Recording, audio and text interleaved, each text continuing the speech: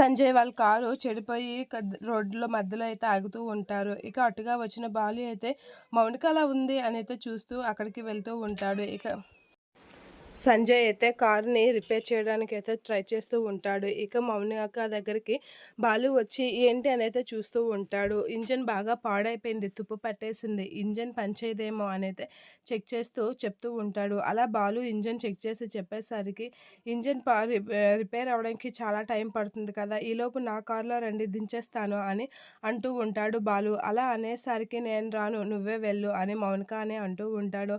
నన్ను cab driver అనుకొని రండి అని చెప్పేసి అనేసరికి సంజయ్ అయితే కార్ ఎక్కుతూ ఉంటాడు బాలుది. ఇక మౌనిక కూడా బాలు కార్ ఎక్కుతూ ఉంటుంది.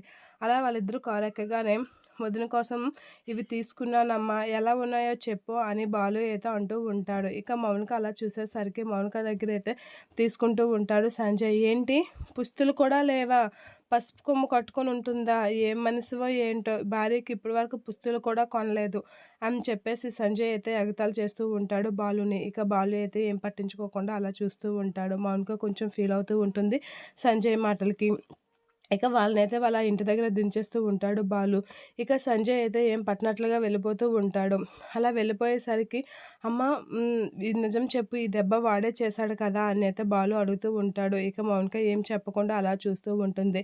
సంజయ్ చేసిందైతే గుర్తు తెచ్చుకుంటూ ఉంటుంది. అదేం లేదన్నయ్య అని అనబోయేసరికి నాకు నిజంగా తెలుసు వాడు ఇదే చేశాడు, నువ్వేదో దాచాలనుకుంటున్నావు, వాడు లేడు కదమ్మా చెప్పు అని అయితే అంటూ ఉంటాడు బాలు మౌనికని.